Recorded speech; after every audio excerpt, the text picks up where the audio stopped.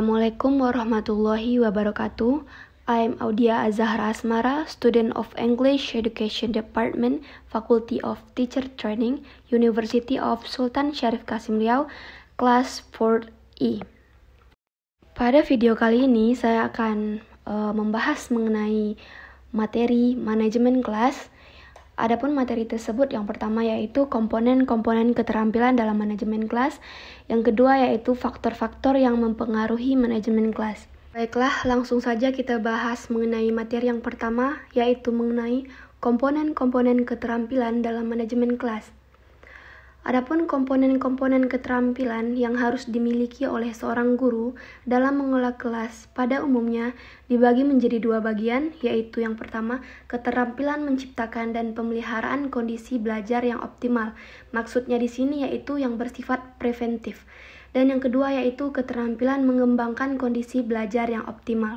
Adapun komponen yang pertama yaitu keterampilan penciptaan dan pemeliharaan kondisi belajar. Adapun sikap yang bisa dilakukan oleh seorang guru yaitu sikap tanggap. Sikap tanggap ini dapat dilakukan dengan cara yang pertama yaitu memandang secara seksama atau memperhatikan murid secara seksama. Memandang secara seksama dapat mengundang dan melibatkan anak didik atau students kontak dalam pendekatan terhadap guru. Guru dapat bercakap-cakap, bekerja sama, dan menunjukkan rasa persahabatan atau kedekatan terhadap murid dan guru. Yang kedua yaitu gerak mendekati. Gerak mendekati di sini itu maksudnya yaitu mendekati seorang murid atau kelompok kecil dari individu, menandakan kesiagaan atau minat dan memperhatikan guru yang diberikan terhadap tugas serta aktivitas anak didik. Gerak mendekati hendaklah dilakukan secara wajar, bukan untuk menakut-nakuti anak murid, akan tetapi untuk memberi kritikan atau hukuman. Apa saja yang dilakukan anak tersebut, apakah anak tersebut itu bisa kita tegur atas perbuatannya, atau dengan kata lain kita bisa menunjukkan hal yang baik pada anak tersebut. Adapun sikap selanjutnya yang bisa dilakukan oleh seorang guru yaitu membagi perhatian. Membagi perhatian di sini maksudnya yaitu terbagi menjadi dua, yaitu yang pertama visual dan verbal. Yang visual ini dimaksudkan yaitu guru dapat mengubah pandangannya dalam memperhatikan kegiatan pertama sedemikian rupa sehingga ia dapat melirik kegiatan kedua tanpa kehilangan perhatian pada kegiatan yang pertama tadi. Maksudnya yaitu kontak pandangan ini biasanya dilakukan terhadap kelompok anak didik atau anak didik secara individual. Yang kedua yaitu secara verbal. Verbal di sini maksudnya yaitu guru dapat memberikan komentar atau penjelasan ataupun pertanyaan dan sebagainya terhadap aktivitas anak didik. Pertama, sementara itu memimpin dan terlibat supervise pada aktivitas anak didik yang lainnya. Sikap selanjutnya yang bisa dilakukan seorang guru yaitu pemusatan perhatian kelompok. Pemusatan perhatian kelompok ini dapat kita bagi menjadi dua, yaitu memberi tanda. Yang kedua yaitu bertanggung jawab. Yang pertama yaitu dalam memulai proses belajar mengajar, guru memusatkan pada perhatian kelompok terhadap suatu tugas dengan memberi beberapa tanda, misalnya menciptakan atau membuat situasi tenang sebelum memperkenalkan objek pertanyaan ataupun topik sebelum masuk atau memulai pembelajaran, dengan memilih anak secara random untuk meresponnya. Kedua yaitu pertanggungjawaban. Maksudnya di sini pertanggungjawaban adalah guru meminta pertanggungjawaban anak didik atas kegiatan dan keterlibatannya dalam suatu kegiatan. Contohnya, guru bertanya kepada anak murid, jadi anak murid tersebut bisa menjawab atau mempertanggungjawabkan apa yang dia katakan atau apa yang dia jawab atas pertanyaan yang dilemparkan oleh guru tersebut. Next yaitu pengarahan dan petunjuk yang jelas.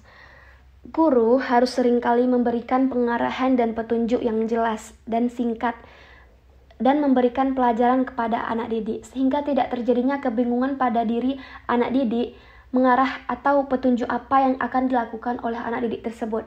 Hal ini dapat dilakukan pada seluruh anggota kelas, kepada kelompok kecil ataupun kepada individu dengan bahasa dan tujuan yang jelas.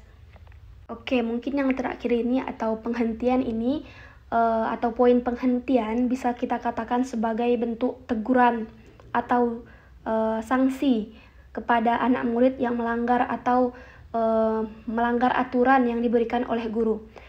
Tidak semua gangguan atau tingkah laku dapat dicegah atau dihindari.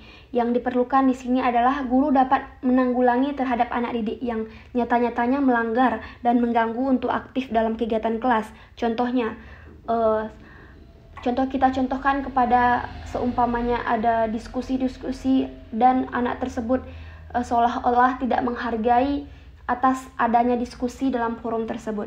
Bila ada anak didik yang seperti ini, hendaklah guru yang pertama yaitu memberikan teguran. Yang kedua yaitu bisa jadi kita menghentikan proses belajarnya, dan kita bisa menghentikan atau menyuruh siswa tersebut untuk keluar sementara di pelajaran tersebut. Baik, langsung kita lanjut kepada materi yang kedua, yaitu faktor-faktor yang mempengaruhi manajemen kelas. Masalah pembelajaran merupakan masalah yang cukup kompleks. Guru merupakan komponen pembelajar yang memegang peranan penting karena keberhasilan pembelajaran sangat ditentukan oleh guru dalam melaksanakan tugas sebagai penyampaian materi kepada siswa atau anak murid. Pembelajaran akan menghasilkan atau interaksi pembelajaran guru terhadap siswa yang lancar atau ketidaklancaran pembelajaran akan membawa akibat terhadap pesan yang diberikan guru. Ada kalanya pesan tersebut berhasil disampaikan dan terkadang mengalami hambatan atau ada kalanya mengalami tidak berhasil. Mungkin ada beberapa faktor yang dapat mempengaruhi perwujudan manajemen kelas, antara lain yaitu yang pertama yaitu faktor dinamika kelas, yang kedua yaitu faktor kurikulum. Pada faktor yang pertama yaitu faktor dinamika kelas, adapun poin yang mempengaruhi faktor tersebut yaitu pengaturan tempat duduk, yang kedua yaitu ventilasi dan pengaturan cahaya, yang ketiga yaitu pengaturan penyimpanan barang-barang, dan yang kedua yaitu faktor kurikulum, yang ketiga yaitu faktor gedung dan sarana kelas, yang keempat yaitu faktor guru atau pengajar, dan yang terakhir yaitu faktor murid tersebut. Baik, mungkin itulah materi yang dapat saya sampaikan mengenai manajemen kelas, mengenai materi komponen-komponen keterampilan dalam manajemen, dan faktor-faktor yang mempengaruhi manajemen kelas. Akhir kata, saya tutup dengan wabillahi taufik wa hidayah. Wassalamualaikum warahmatullahi wabarakatuh.